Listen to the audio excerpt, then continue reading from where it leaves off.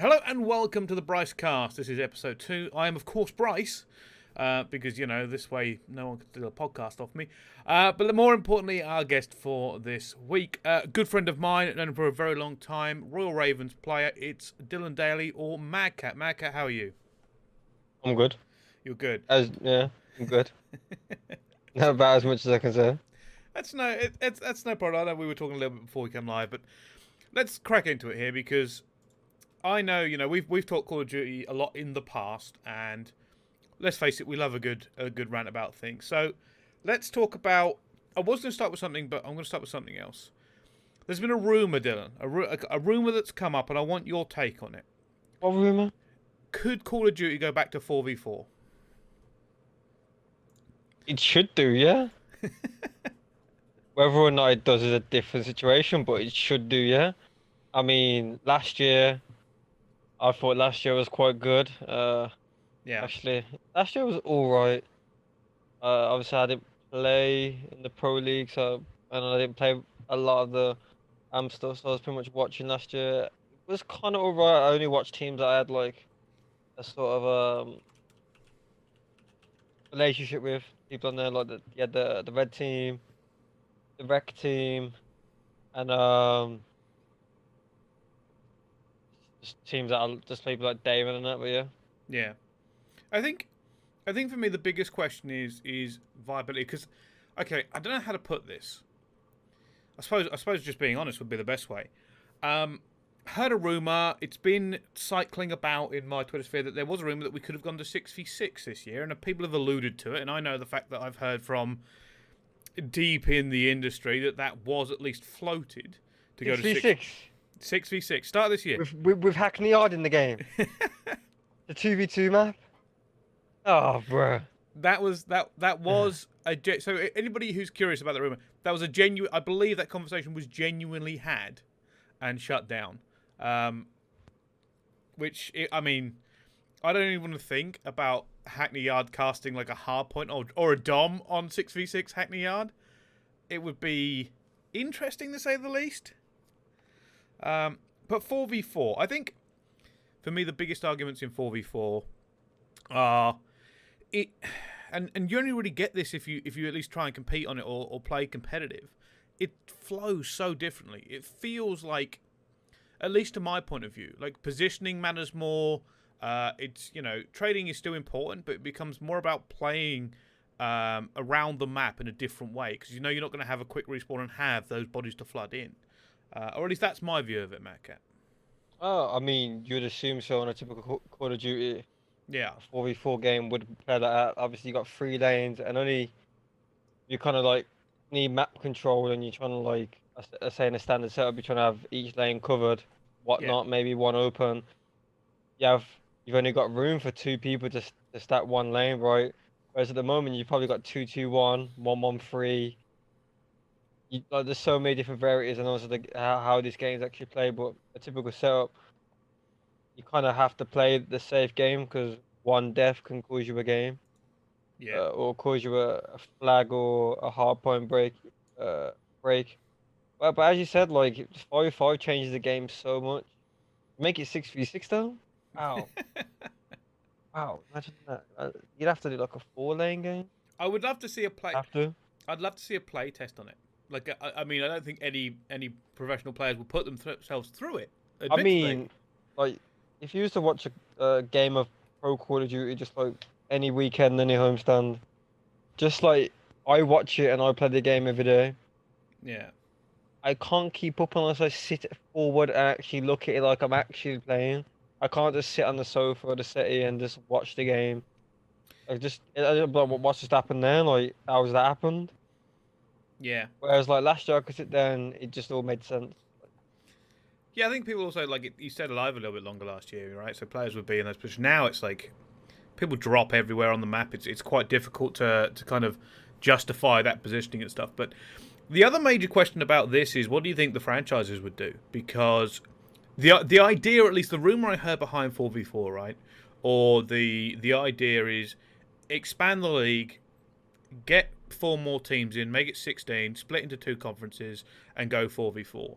It would mean that realistically every franchise would only have to drop one player from their main roster.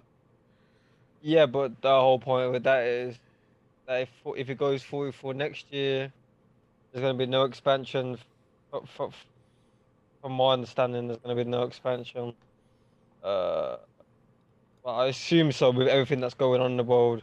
Companies are cutting, not pouring. So I assume next year there'll be no expansion, and then you have a year of 44, and you miss out on how many spots that be? 12 players Yeah. missing out. Then you got your bench players, and the 44 game, like I want to say there'd be less team changes in my.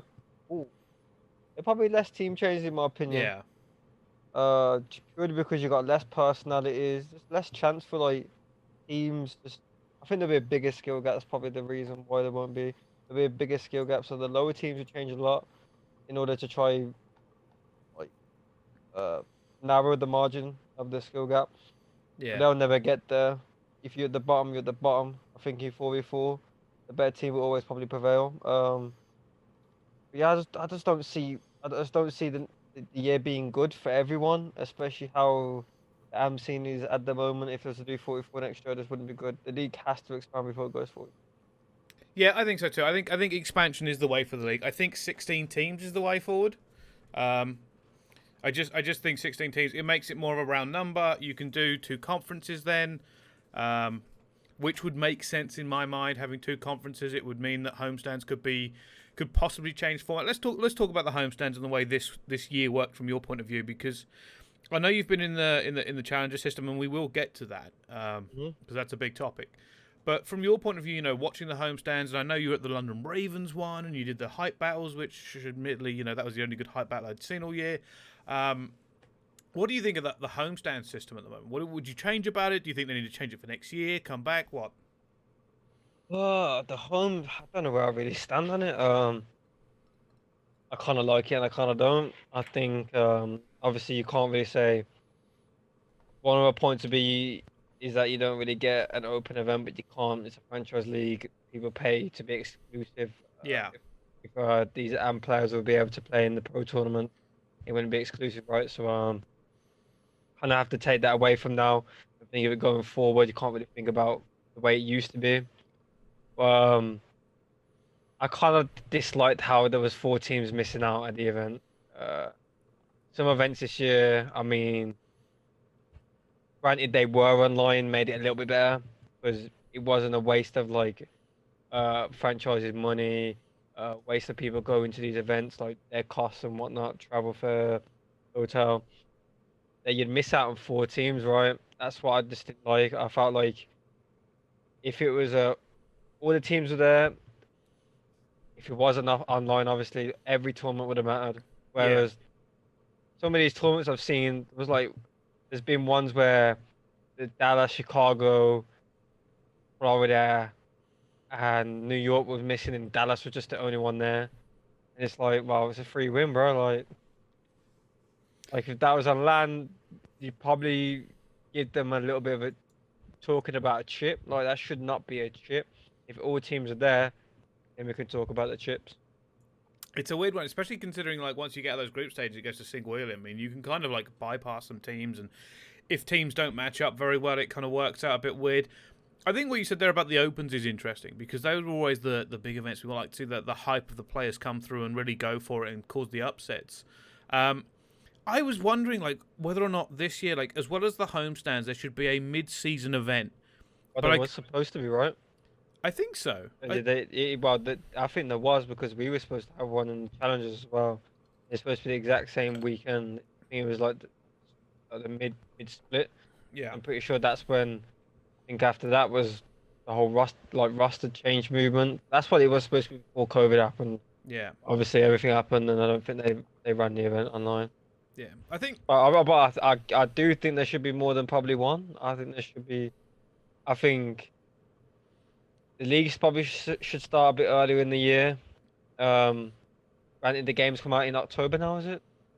Game come out in October. I yeah, think I think the so. league should start in January, and then every like 2 months you should have a big event.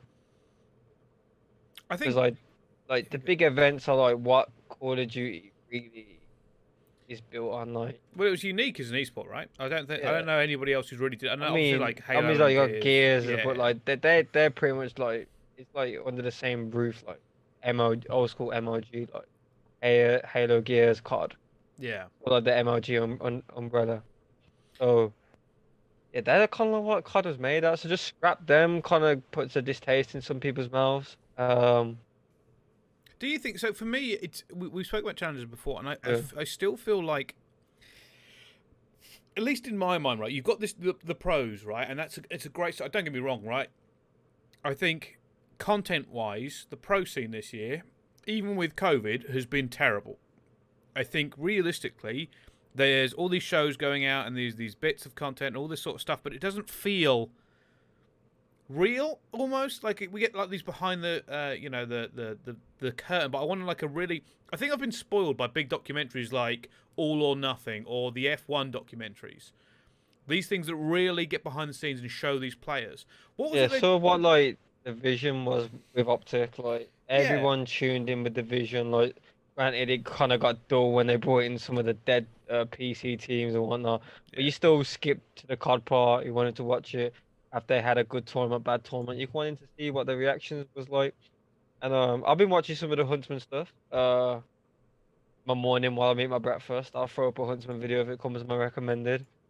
Granted, they're not as good as like the old videos because they're yeah. not all in it. It's just some pretty much, and just like some of the content creators Do you know? Do you remember the you old don't really want to recon watch. videos? Do you remember the old recon videos they used to do before an event went live on the Friday? Yeah. We did one of them. Yeah, I think they used to use the company that UFC used, kind of like ran off that. But yeah, they were great.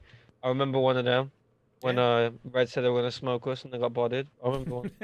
Yeah. But No, yeah, that's they were good. They were good, but but where that is that? Where is that content? Because that that but that was run by MRG. it was so And good.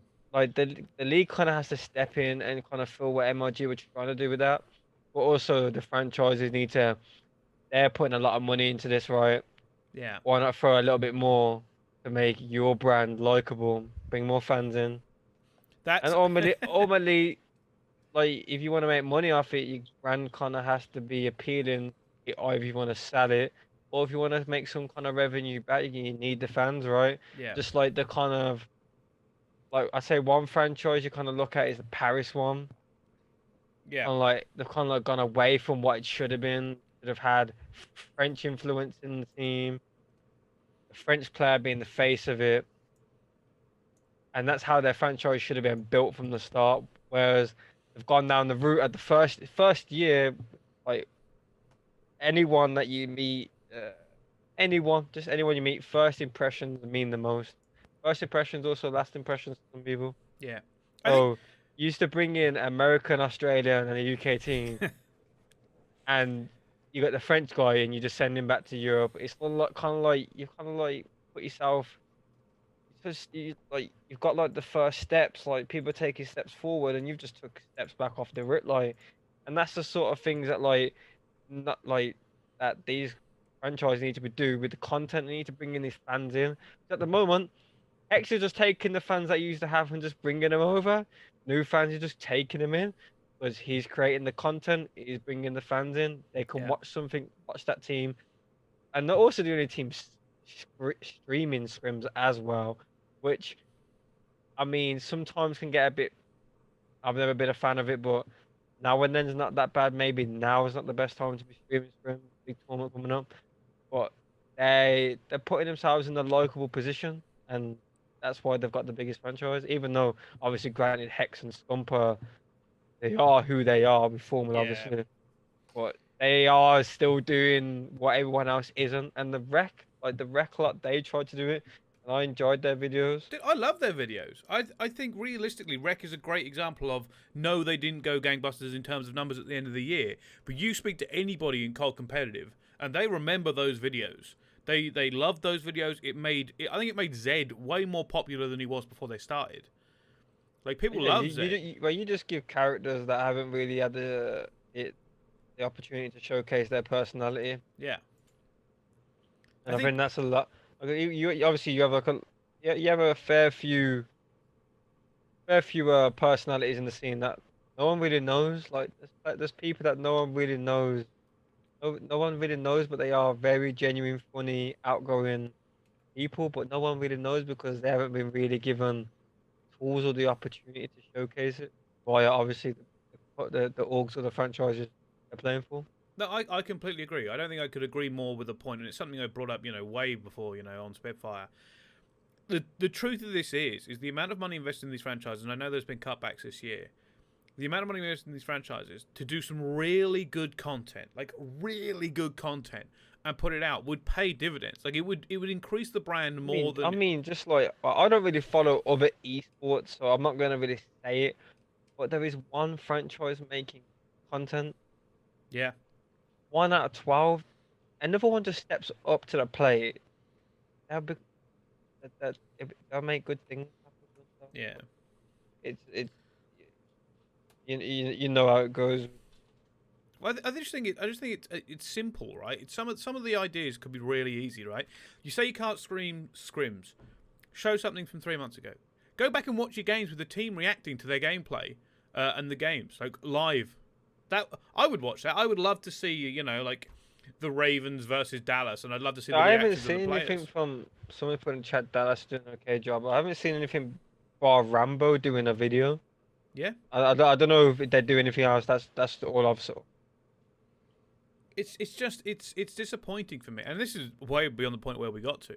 Content this year has been really low in terms of we get lots of the CDL talent team doing stuff, and that's basically it. And then occasionally we get short behind the scenes. But no one really wants to watch them anymore, bro. Like, no offense to the talent, but I think we've come to a point now where we've seen Maven on stream for however long. Yeah. I think Maven's run out of jokes. I mean, he's been on air way too long. He obviously ran out of some form of jokes. And it comes to a point where, the fans should have the opportunity to get to know or get to see these new players, because there is a lot of new players. And I'm not sure, I don't really know a lot of the new players, but obviously they must have some form of character. Yeah. So the fans should get to know these players, because if you're going to invest into these players for long term, you want them to be a face of your franchise. You can't do that if they just sit in the shadow. Yeah, it's also going forward as well, right? Like if you want to go, 2 years in the future, one of these players that you brought in, becomes a big name, right? You want to build their fan base up and you sell them for more money, right? It has been crazy to me, the lack of care of content, because I feel like, like we said about, I think that recon thing was interesting because it was something I would always watch before an event. Like I'm about to watch 3 days of 15 hours a day Call of Duty, but I make sure I tune in to watch recon because I want to see these players, and it's funny and it's well edited and it goes down.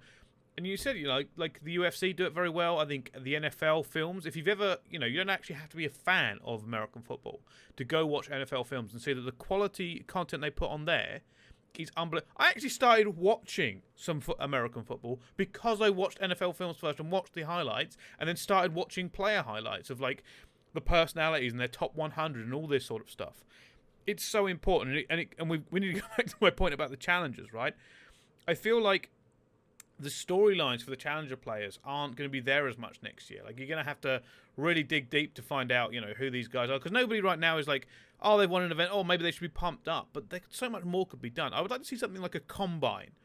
Start of the year, have the event, call it the combine, have a big desk, sit down, and everybody kind of starts going into these players. Well, who needs what in what position? Real experts. And I would have, you can stop me, if you think this sounds stupid, but I would have it so these players sit down and we can have the teams there. We could even have, representatives of the teams or players kind of breaking down these challenger players going, well, this guy played well over here. Take away from the normal casting if you don't want it normally cast. But like a really good fucking dive into who these players are, why this team is winning, and you could have it as a pre-event or a halfway split. Because then everybody in all the community goes, well, hold on a second.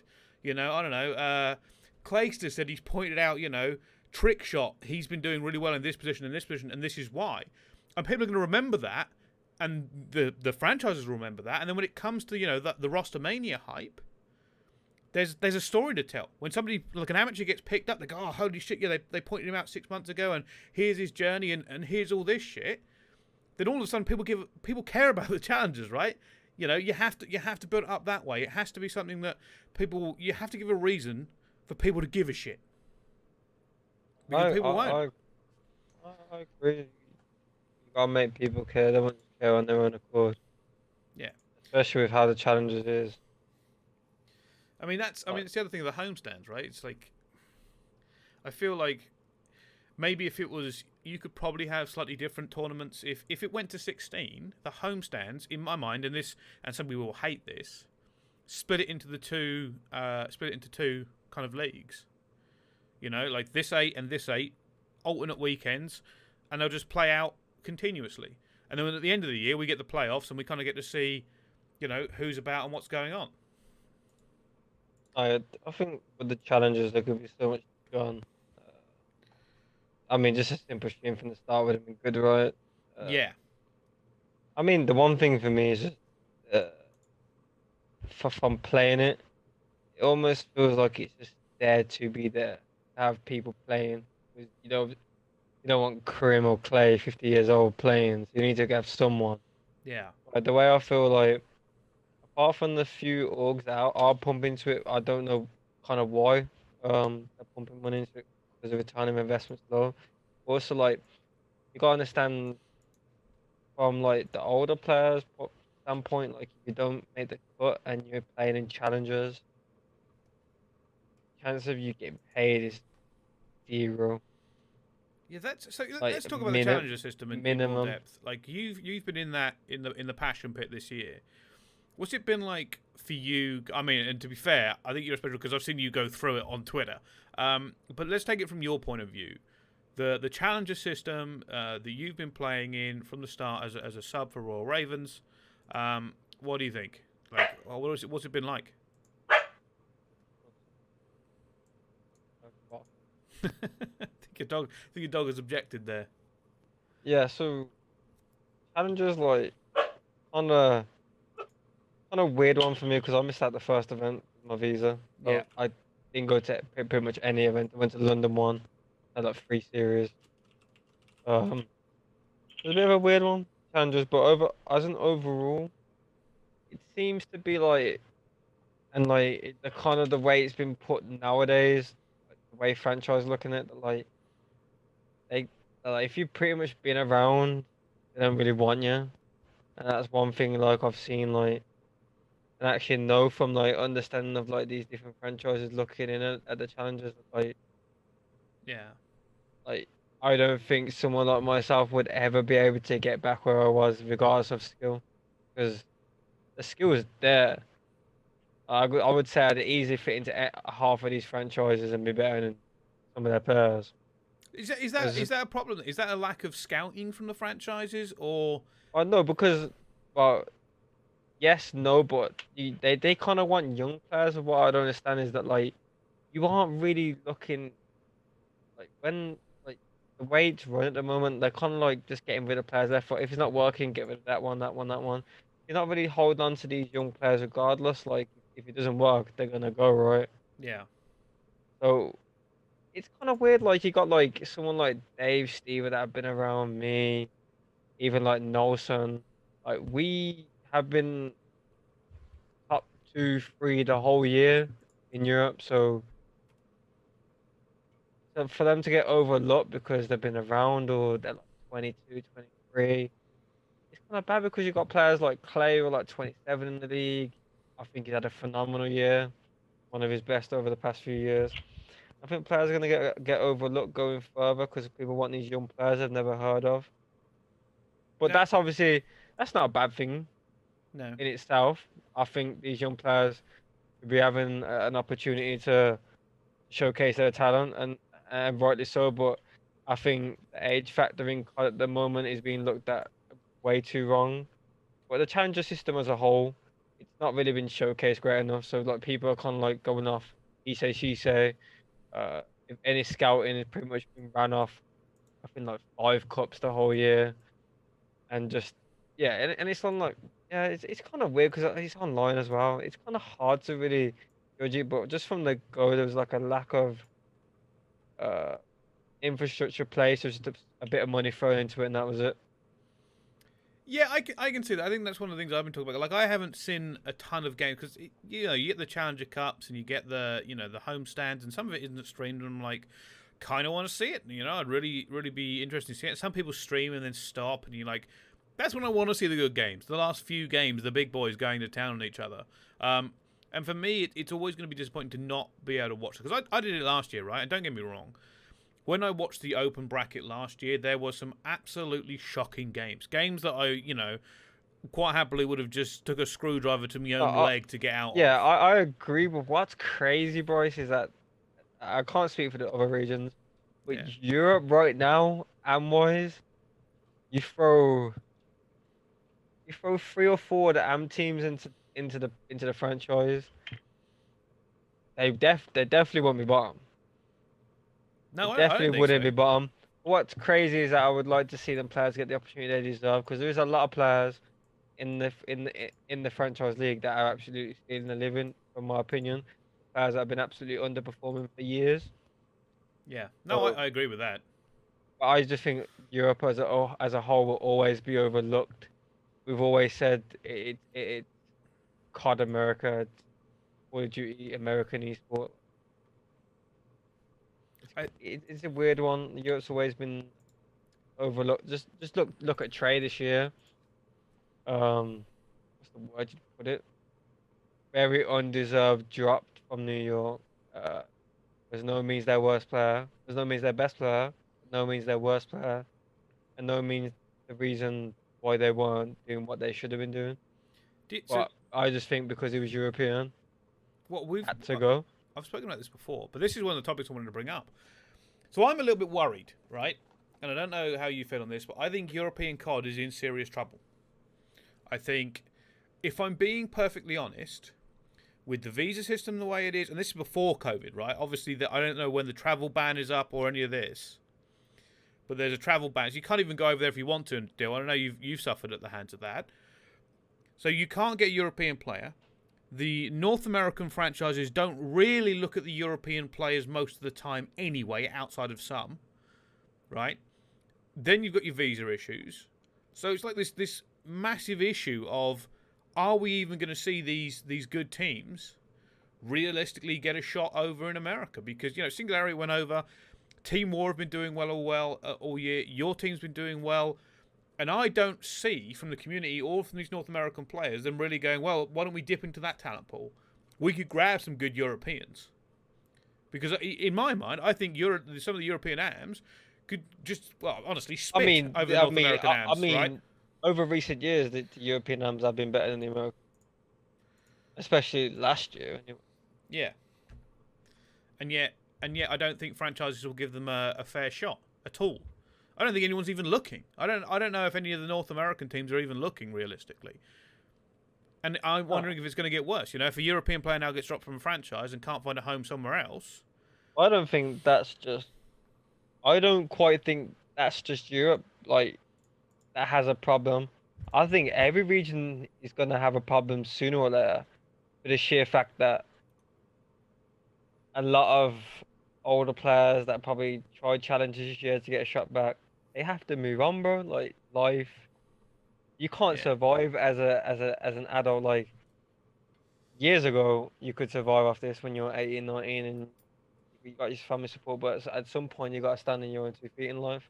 Yeah. And And that's where your older players are going to move on. So these younger players, they don't really have the leadership that ourselves, like myself, was given when I was young, when I was coming through, or just younger players that come through over the years. They haven't got that leadership. So they're going to go to a franchise and they don't really know what a team is. They're going to be just in with whoever they come up with, and they're just going to be left it to themselves. And that's what I feel like that's going to be the issue across regions. Obviously, America might be different because you got the influence and whatnot of the people that are actually there and the actually scenes over there anyway. But yeah, I think APAC would die. I think APAC's probably dead already, or it's going to be. yeah. Europe will follow suit. Um, Especially if people don't get picked up. People will lose interest and focus and ambition. No, I can see that. If people don't get looked at, they're gonna think, okay, we've ran the scene the whole year.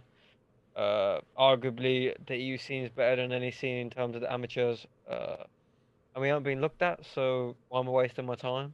And that's what I feel like myself. Why am I wasting my time? Because I'll never really get looked at. Apart from you got the London team, obviously that's like UK focused.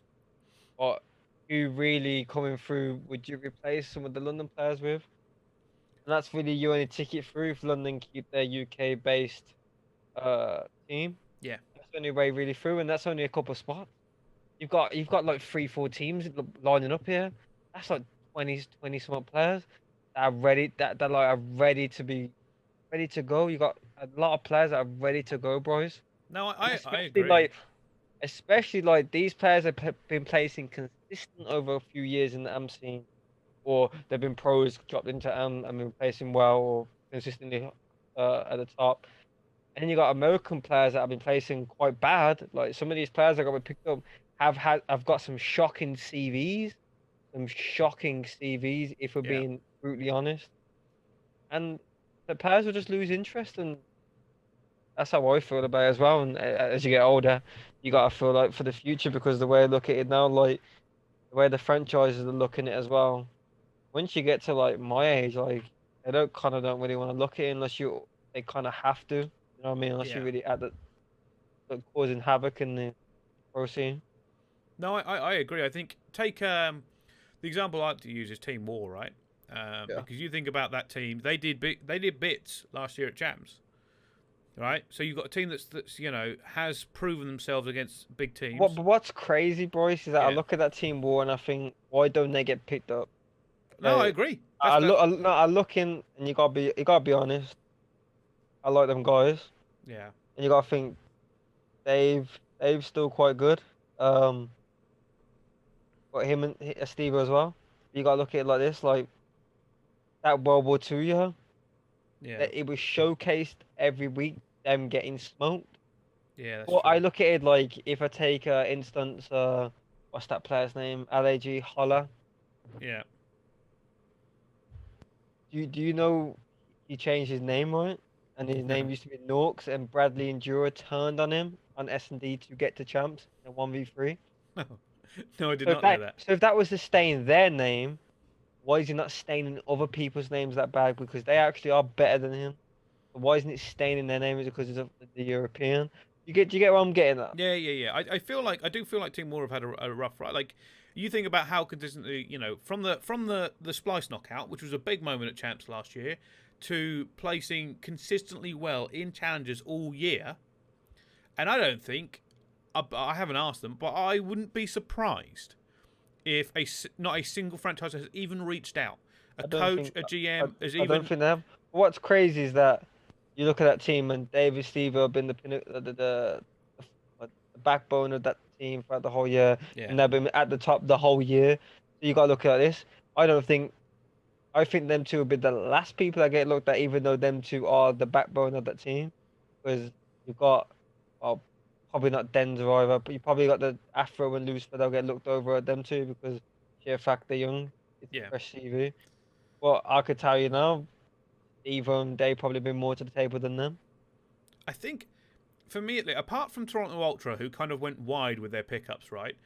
I think that the tactic of almost every single team in the league at the moment, and I don't know whether it's laziness or that's just what people think works, and nobody's going against it, right? This is the tactic. This is all you've got to do if you're a GM or a coach in the league right now.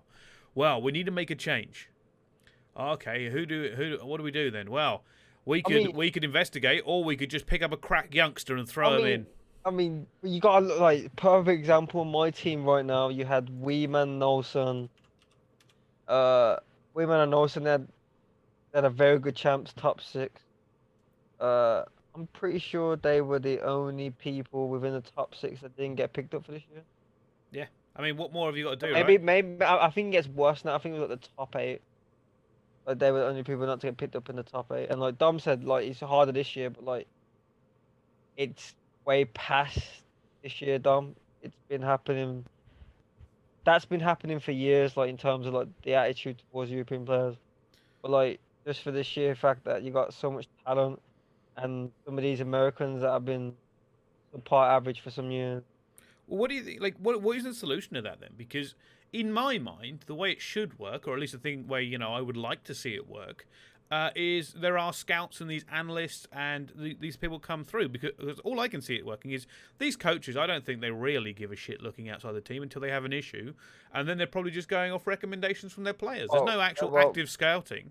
you hit it on the nail in terms of that. Like, if we talk about that point where they don't really look until it happens, then you need a quick solution. Yeah, Like, unless the person over Europe has a visa or work permit, if it's Canada, unless they've got that, you're gonna have to go for probably a month process to get them over there to be able to play in the league. yeah, So that's not a quick fix. So it has to be at the start of the year, pretty much, or it has to be like whilst the team is playing. Like, you pick up someone because you're gonna bring them into the team before that happens, or if it happens. Uh, it's a mixture of different things. It's also the fact that it's obviously in America. yeah, It's an American esport, pretty much. yeah. No, I agree with that. I think it's. Do you think do you think that could be fixed with a greater investment in the coaching staff, or the way franchises do things, or maybe maybe it just needs to be a mentality change? Like, I don't know right now, um, like how any team would go about being proactive rather than reactive in terms of finding the because a lot and this is the mentality thing, Well, it's a right? bit well, it's hard. It's hard as well because you got to look at it from their point of view. Yeah, Where do they actually watch these players play? Like, originally, none of these tournaments were supposed to have a stream, like even on LAN. Like, yeah, it had to be an outroar from the lead from the actual community to get a stream. Originally, there would have been no showcasing for these originally, and even now there's been 5 streams for these AMs. We've probably played about 16, 17 tournaments. yeah. Only 5 have been streamed. No, I fully agree. And one of the things I want to, I've said before, take a look at last year, for example. Some of the players that were highlighted that are now in the league, Simp and Celium, we saw those on FaZe Black first rack out, and we saw them absolutely detonate on the competition. They got picked up after that, and obviously I'm not saying it was just from being on that stream, but I guess certainly didn't hurt their chances. Another recent one, Awakening, has been known as good, and obviously people have gone out and scouted him. But you only have to go back into my tweets. I think somebody found it for me the other day. I pointed him out when he knocked out Mind Freak. I said this guy is something special. He is good enough to do this work because this is not normal what he is doing, right? And you only have to go back and look what he did there. So that's maybe exactly what people need to see. But how is anybody gonna pick up a player who you haven't seen play in a tournament setting? It has to come from the top down, bros, because Yeah, these franchises can't watch these players. Why are the franchises going to put their own hand in their own pocket to showcase AMs when they don't? Why would you do that? They're not your players. They're just. Why would you do that? yeah, Then you're going to give everyone else the opportunity to scout as well. It has to be from the top down. Like, it has to be because these franchises, they're only just startups as well. Like, these franchises on year, 10 years, 20 years, not that deep into it. Like, their workforce isn't that great, and they're instilling teething issues. Like, they're still trying to get the right coaches, the right GMs. And yeah, there's a lot of teething issues to have that sort of issue where they kind of have to go out of their way incredibly to collect any information on these AMs. They kind of have to go with what they're seeing, and all they're seeing is, okay, this is the placements, what happened. Okay, the guy in top 8 might be the best player in the whole of the list, but you don't know because you don't get yeah. to see him play. Well, that's another issue, right? And this is something we talk about in Call of Duty. Like, I think I can't remember what event I was watching, but I know for a fact I was watching somebody make very important kills, and then I looked on the scoreboard at the end, and they were barely positive. They were barely positive. But I remember watching like the rotation kills they made, some of the trades and the baiting they did, and I'm like, that is a very good gameplay from that player, whoever it was. And I'm like, but nobody's going to figure that out because they only went like 21 and 19. If you watch the game, then you could probably see it like an expert. Like, I'm sure some of these coaches and some of these players will see the same thing I did because they probably even know even more than me, right? And they will see that and go, that is a selfless player. That is somebody we can use. I can judge him on his talent. If you don't see that and you just see placements and KD, then you might as well just go onto the bloody Modern Warfare Reddit and pick up somebody. But that's all they can see at the moment, bro. Yeah, no, All I that's agree. out I there, agree. bro. I agree. And some of it is, you are right, teething issues in franchises. We know that it was going to be, but I knew it was going to be a little bit rough. When I heard from friends of mine that some of these franchises didn't even really know what COD was. They had no idea. It had to be explained to them. They come to like an event after they'd already bought in, and it had to be explained to them what was happening on screen. No idea. And then they've had to go out and find individuals who could be, shysters. They could be liars. They could be, self-inflated egos. They could basically just be rubbish at their jobs, and you have no idea because you don't know what you're looking for, and you just got to hope you've got the right person. And then that's just a ricochet, right? You just keep going down and go, well, if we've gone wrong at the very first thing and the person advising us, then the person they might pick up might be a friend or might be terrible, and then coaches and then players. And I mean, there were teams who had players but didn't have head coaches.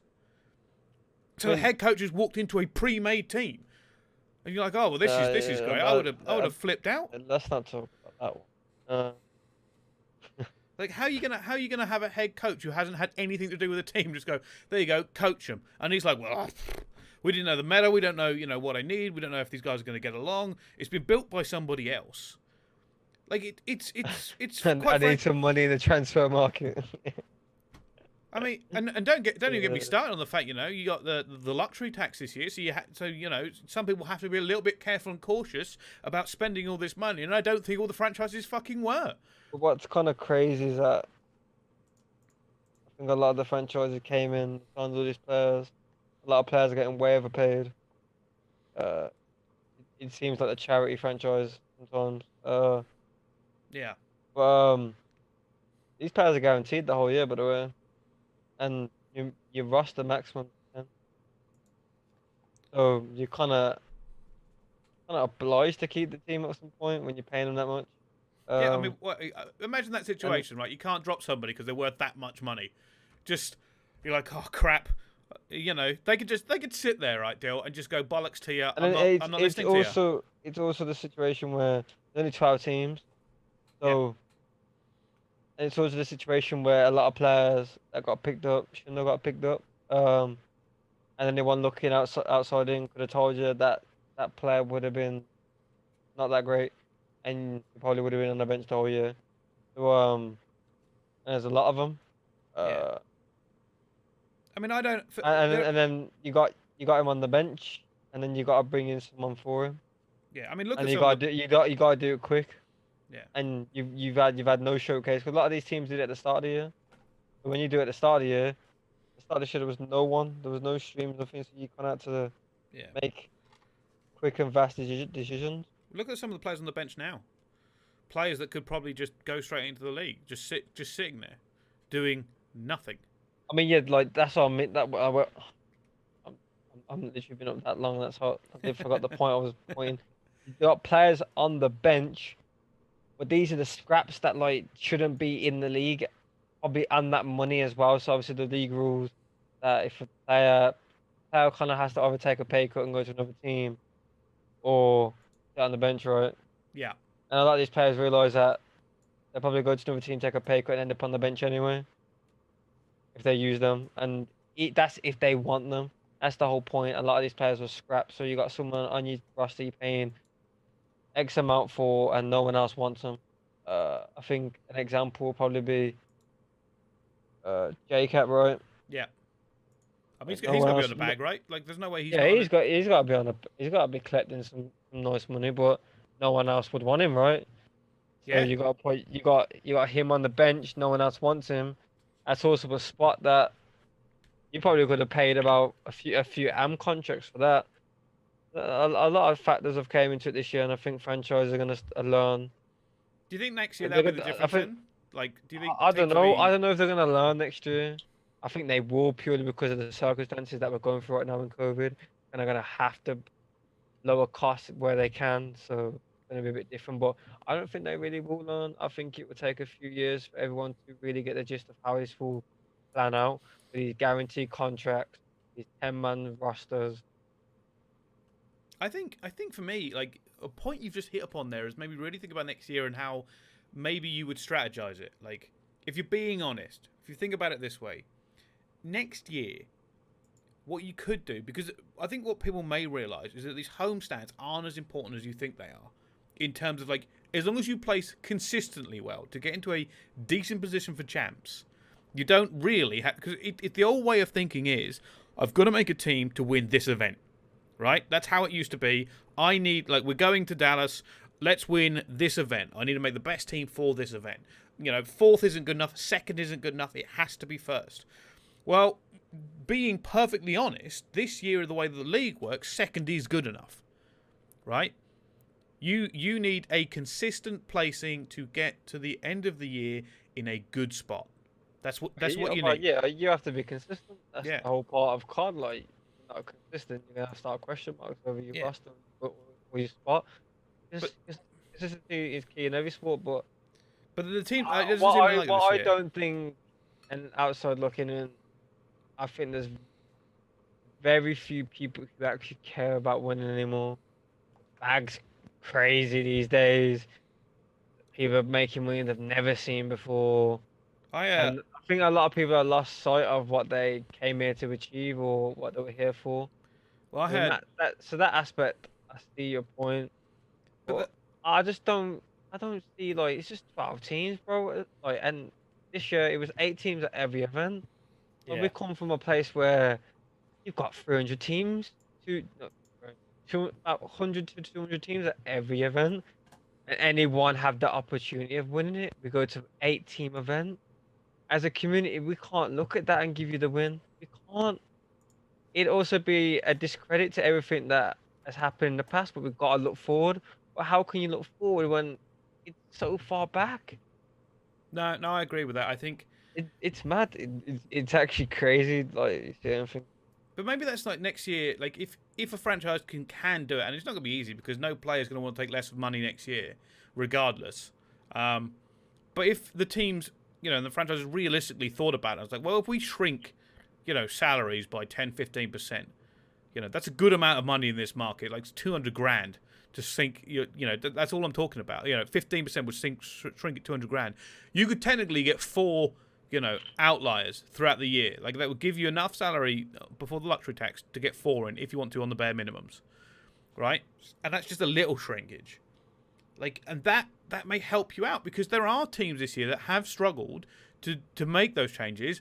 Seattle Surge, LA Gorillas, like these have, they've had some changes, but it hasn't, lit a fire on them. They haven't had the opportunity to get back into anything massive. OGLA suffered for most of the year, right? And if you're a GM or you're an owner and you're looking at that, or a coach, and you're going, holy shit, we picked this wrong. Well, that's the whole point of why COD's so unique, right? You can't make a team. You can make teams before the game, but a lot of them will change. Yeah.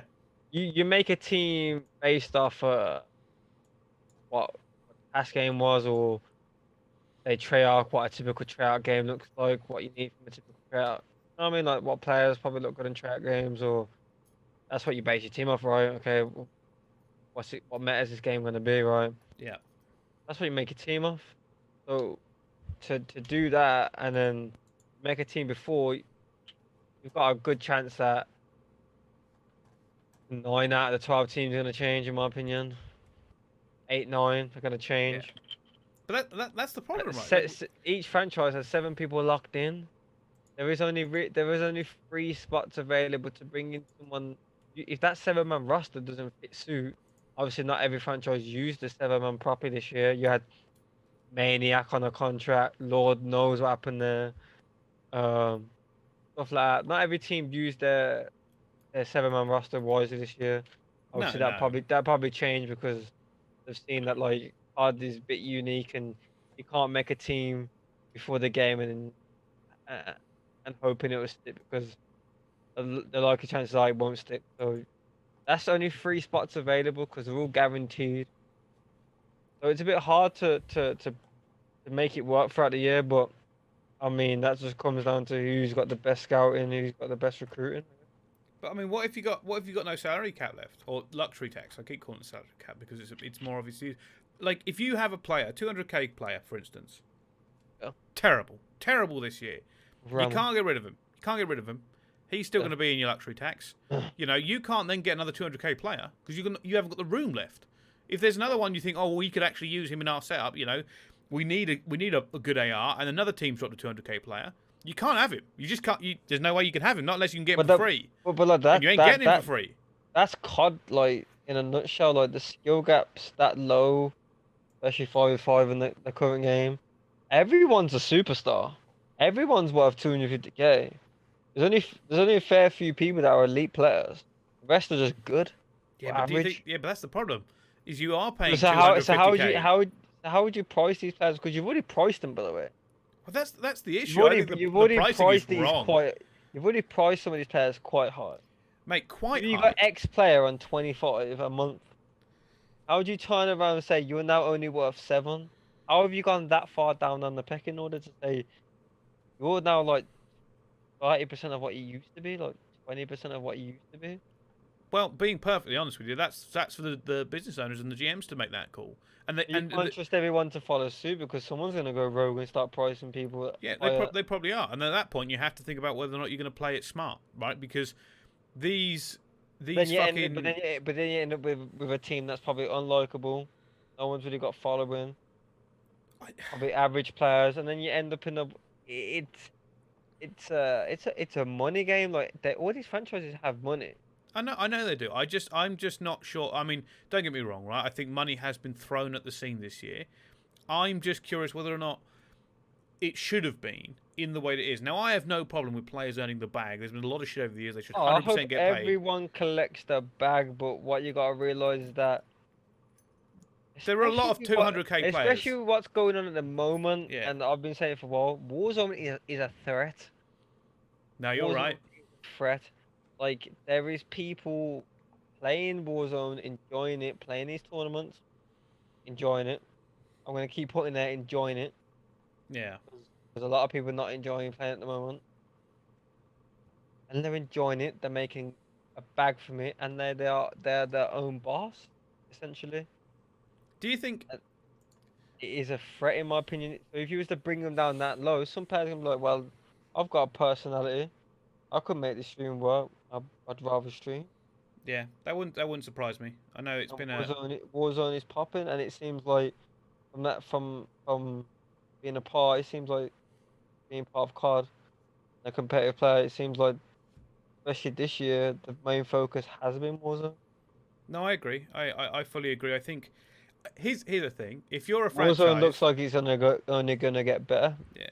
If you're a franchise and you've invested this much money into the next 5 years of this, and you've now seen Warzone come swinging out of left field, and you're like, I don't know if there'd be almost any franchise right now that wouldn't go if Activision, and they're never going to do this. If Activision went, would you like to transfer your franchise into our Warzone franchise things? No, because that's not the product they brought. That's not. Mate, but I think they'd do it. It wouldn't surprise me. I think they'd do it. Warzone is right now a phenomenon. It is unbelievably big. It is kicking just socials left, right, and centre, and people cannot get enough of it. People are playing more Warzone tournaments than just about anything else on my timeline at the moment. They are. I was in a situation today. I'm not going to tell you the situation on camera. I'll tell you after. Yeah. I was in a situation today. Just an average guy. Yeah. Middle aged. He's talking to me about Warzone. Yeah. He said his thoughts was the exact same as mine on it. Like the players, campy mofos. Yeah. Not gonna swear. Like the casual player is the same idea on Warzone as a competitive player, and we hadn't even seen that before in CoD competitive. Which goes to show what Warzone is like. It's bridged them two gaps in essentially. Obviously, playstyles, pro players are going to be better, or people who are good at Warzone are obviously going to be naturally better, more skilled. But essentially, it's bridged the gap. It's the same game, same meta, Bruin, Growl. It's been the same metas. Like and these players can watch these streamers find the most OP class because you are going to use the most OP class near because you can't GA or ban anything. No, It, I agree. it's a threat, in my opinion. It's a threat, and something Well, needs to be done. I've heard. Right. I don't know if I should be saying this, but I'm going to say it regardless. I've heard players, would rather play in Warzone than and they haven't committed to champs. Like I feel like we are in this. Remember this period of the year, Dale. This is the grind period. This is the live, sleep, and play COD. There is nothing else. Eat, sleep, play COD. That's all that should be happening. Just backs up my point on when I said no one wants to win anymore. It disturbed me greatly there. It really. It didn't know because I've said it for time. Like, no one really cares. It's been bothering me a lot recently hearing these rumors come through that players aren't as committed to the grind this year with champs just around the corner. Because that, to me, says there's something seriously wrong. We have the biggest tournament of the year. Champs! It's fucking champs still! You've been around as long as I have, that is a very special time in the Call of Duty esports calendar. There is no passing the buck. There is no excuses. It is show up or get fucked. That is it. There is nothing after champs. Most people forget, tournament to tournament, who's won what. Nobody forgets what happened at champs. Nobody. It is the entire basis of next year, and I am hearing rumours down the grapevine that people aren't as committed to it as they should be. And it makes me sick. 4.5 million. Like, what do you need to get out of bed if 4.5 million isn't enough? 4.5 million and a ring. And it's not enough for some of these players. I don't know what you want me to say. No, I know you. I genuinely don't know what to say. Like what do you do? Like, what? Imagine being a coach or a GM, and you're just but watching. But I guarantee if you added all these own players in, all these own teams, I bet they start jumping on them. Yeah. Oh, yeah. Actually, no, I don't think they would. No, they wouldn't. Maybe not. Take that back. Nah. You know what's going to bother me is we're going to see all this, and 3-4 weeks from now, I'm going to see those tweets come out saying, sorry we couldn't do it, and we tried so hard, and it's a disappointing year, and I'm going to sit there and I'm going to be like, well, I genuinely think you should take it upon yourself to out them once they do. Here's the thing. I shouldn't have to. Where the hell? I mean, I could do, but where the hell is all this shit? Behind the scenes coming out. Why is it not coming out? Why? Because the community would roast these players alive. Who's gonna bring it out? It's true.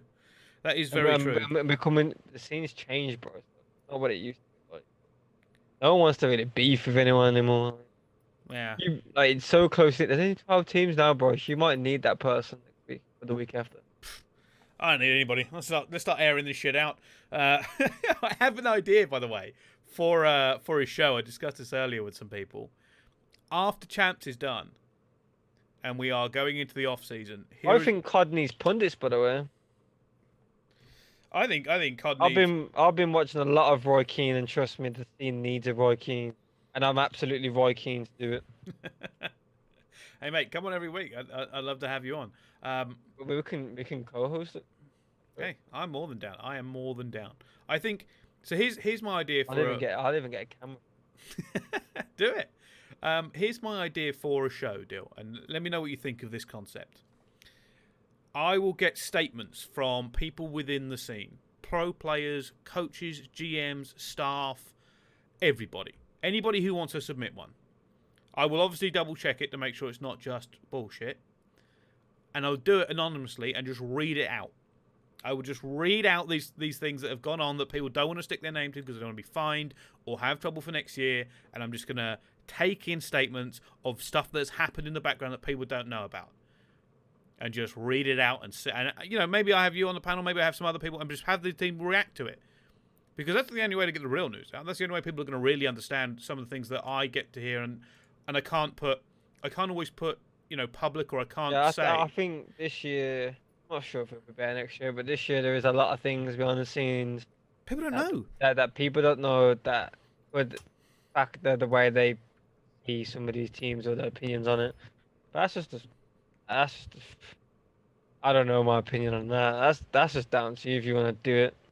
If you want to give the people what they want, Well, what they here's the need to thing, hear, right? then Is in my mind, right? Because it doesn't have to be anything like damaging to an original card, but there is a lot of stories that haven't been told, right? And I've always said, I want to tell the stories, I want to digest them and break it down. The guy found out something today, that happened 2 months ago, that should have been massive news, and nobody, and I didn't know. Nobody knew. Nobody knows. I can't say what it is because it'll be obvious where it's come from right now. But I I mean, found it, and it happened 2 months ago, and I had no idea. And I'm like, that is freaking ridiculous. I mean, there's news that me and you both know that should have been out there and uh, publicized and spoke on, but it never. And I think a lot of things have been brushed under the carpet this year from almost everyone. But there's no journalists. There's no real journalists looking at our scene properly. As far as I can tell, it's all here's a Twitter clickbait, here's a Warzone clip, here is. Yeah, but does anyone really want to step on people's toes? I think there are some journalists who would be very much interested to dive in and to write these things and to get it out there. Because here's the thing: when you talk about this, it sounds negative. It doesn't have to be. None of this is like knocking it because me and I love Call of Duty esports. Would lay down over nails for it, lay down on the barbell, all that sort of shit, right? Love it to death, everything. But I've always said a community and an esport will live and die on the how to put this, the roller coaster it goes through. There have to be highs and there have to be lows, and these stories have to be told because otherwise it all fades back into the background. You have to. It's like take the players in the league, right, Dill? 70 pros or whatever it is, I think I worked out the other day. God knows how, if that's right. But if I were to say one of these pros is shit or bad, right, in context, perfectly fine. Perfectly fine for me to say a player, we'll make up a player, we'll call him Bitrate, right? If I went and said, this pro player Bitrate on any team, I was thinking I called the Hull Warriors last weekend.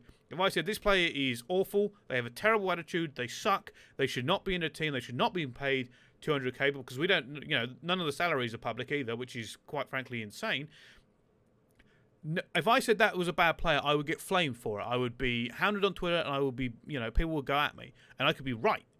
But people will come up with these stupid excuses like, oh, they're better than you are. Oh, what have you ever done? And I'm like, it doesn't matter. It doesn't matter. In context, that player sucks. But that just comes to a point where, like, there's no venom in this. There's no real looking at these players and breaking it down because everybody has excuses and that's it. It's in soft. other sports, it's done officially. Like you look at like Monday Night Football, like you got Roy Keane, like it's on air on TV, and FA aren't shutting it down. They're letting it happen because it's punditry. It's someone that's in a professional field giving his professional view on a professional game. Like, and sometimes it's sensationalist, right? It is, but it's bloody entertaining and it promotes discussion. Oh, it promotes discussion. It also people want to tune in. Like I've been non-stop looking at Roy Keane punditry just purely because it's absolutely hilarious. Yeah, it's not hilarious like he means it. He's been 100% serious. He's been 100% genuine. And that's why I don't think. That's why I don't think there is in COD. I do agree. Like even the past years when people used to say or question a player, players used to get so butthurt about it and cause a big fuss. And it comes to the point where you shouldn't really, as a player, you shouldn't really know what a caster or I want to call them pundits. You shouldn't know what a pundit says. You shouldn't really know. Like your game should be focused on improving your game and being the best person you can. I'm worried about these like casters or what they've got to say about you. Yeah. They're there to entertain the stream. Their job's to entertain the stream. Yours is to play the game. Your job. Yeah, but I think admittedly a lot of people have a thin skin. They say they don't, but if you started tearing into a player, they get a bit.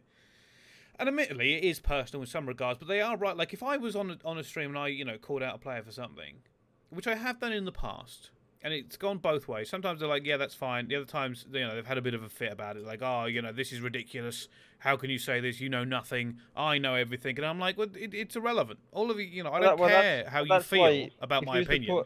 But if you used to put a pro player on there, they'd still say that But that's just COD fans, by the way. Like that's just like gamers. Like Yeah, you don't get that in a usual sport. That's just gamers sport. Like that's the way they think. Like they're watching it. Oh, you're not better than them. You're watching.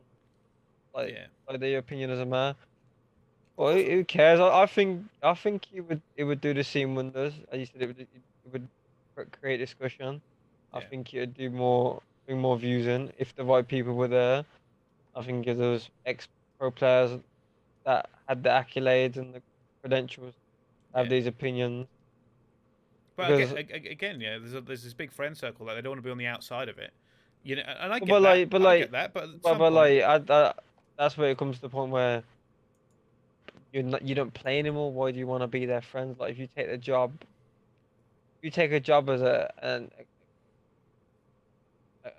caster or yeah, like an analyst, an analyst, an yeah, analyst. Yeah, you take a job as an analyst. Your job is not to create friendships with people. Yeah, like you might have one or two friends that's in the scene. But you gotta be real. And I always say, if you can't be real to your friends, who can you be real to? no, I agree. I fully agree. I think it's just weird for me. Like I miss. I think one of the most fun desks I ever worked was with Teep, because Teep is a savage. People don't. I don't know if people know this, but Teep is savage as hell when it comes to analysts, like analyzing. And if you give, I feel like if you give him that leeway and you can lead him into it, he is. And admittedly, he was at the very first event, but I feel like he was probably calmer than he would be if you were seeing him all year. Because he would do. I think Chance is another one. Chance would quite happily just go into a player because they have opinion and they have that stuff to back it up. And I just think you always need a person to play it straight. You want somebody funny, you want somebody savage, you want somebody who's got the right numbers. You have to have a mix of this to make it a very entertaining time. And I just wonder if Call of Duty could do with more of that. More of the shows where people, clips get thrown out because then people talk about it, right? And admittedly, that's one of the reasons I restarted the podcast because I was like, I just want to talk about this stuff in the manner that makes sense. We have to discuss these topics. Let's discuss them. There's no point, closing our eyes and just like I said, sitting here pretending, oh yeah, everyone's great and this is all fantastic, and I'll just say buzzwords until people stop talking to me, and just have a good old laugh and a good old time. This is serious business in some regards, and I enjoy having an educated discussion with people who are more than happy to retort. They are happy to disagree. We can discuss something in its full context without just glazing over it. Anyway, this is a bit of a serious discussion. I can't remember where that started. Let's go for questions from the chat as we kind of continue on and go for it. If you've got a question, throw it in the chat, especially for Madcat, as he has joined us here this session as well. Somebody asked me earlier, actually, if this is going to be on Spotify and all that. I think it is, but I think I have to get to 5 episodes before it goes on Spotify. I'll take care of all of it. It's still a work in progress. I'm doing it all myself, and that's how it all kind of goes down. But Madcat, what do you think about upcoming balance changes for the game? Do you think we'll see one before Champs? Hopefully not. Hopefully not. Yeah, but There's 2 weeks left. Why do you need a meta change? Well, I mean, there was a weapon balance that actually happened in this patch, but I think it was just Warzone. I mean, if you didn't get an uproar from the scene before, you're definitely gonna get one now. Yeah. Probably tip some players over the edge. I'll start looking at players' mental health if that happens. Psychiatrists might have to get called in before Champs if that happened, boy. I wonder if it will happen earlier this year, like all that sort of stuff gets set up, because now we're gonna have the off season and obviously the franchise. Before it was all a bit of a rush. I think if I'm a franchise listening to this, if you're a franchise or a GM, whatnot, you're listening to me right now. You're in the off season. Your players need to get help. Need them to make sure they are in top-notch mental shape for next year. Whether they want to be physical shape or not, whatnot. Mental. It's been a long year. So make sure your players are in top-notch mental shape to get the best out of them next year. That's good advice. I think that's really good advice. It's been a long year for us all. So. It certainly has. It certainly has been a long year for everybody, and obviously the pandemic has changed things significantly. And I always say, it's a caveat. there is an awful lot to, kind of carry on with. But I don't know, man. It's just, I feel like next year will be interesting to see what they plan, because a lot of their plans have been thrown in the bin because of COVID. But also now, there's no excuses next year. There really isn't. You've had a year, you've had a franchise, you're now embedded. You can't be a franchise next year and drop the ball. You just can't. You need to be set up. Everything needs to be good next year. The production's going to be better, I'm sure. It's going to be more smooth. They've had a year to get through it. They're going to have a different game. We've got franchises who, by now, if they don't know what they're doing, then pay somebody else, quite simply. And you just think, hopefully it should be better. Hopefully it should be better. That's what I think, anyway. It's tough. It's tough. All right, Dill, I think I'm going to give it there, because I know you've been up since like 6 a.m. All right, so thank you, Dylan, for coming on. We need to get back on for a pre-champs one.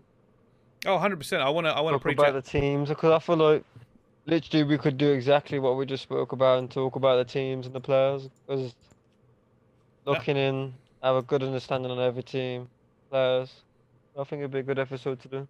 No, I 100% agree. I will hold you to that, Dylan, and have you on as one of the panel when we go into our champs episode. Should be a lot of fun. But I appreciate you coming on, Dylan. I know it's been a very busy day for you. Yeah, it's been a busy day, but all right. It is what it is. It is what it is. All right, thank you so much, Dill. All right, if you are watching this on the YouTube, make sure you subscribe. We had a lot of subscribers come in. Make sure you put a comment in down below. This will now be going on to some podcast platforms. I'm going to try and get up on some platforms so people can listen at home. But I always appreciate feedback on my Twitter, anything like that. What do you want me to change? What do you want me to see? And how it all goes. And I appreciate everybody who's followed during this. I think Dom subbed as well. Appreciate it, Dom, for subbing. Any money that I actually make from this stream goes straight back into it, whether it be new graphics, equipment, or even just anything I can help with this, because obviously it costs a podcast and use some of the broadcasting software I use. But I appreciate it massively. So thank you so much to Dylan, and thank you everybody for watching. We'll see you next time.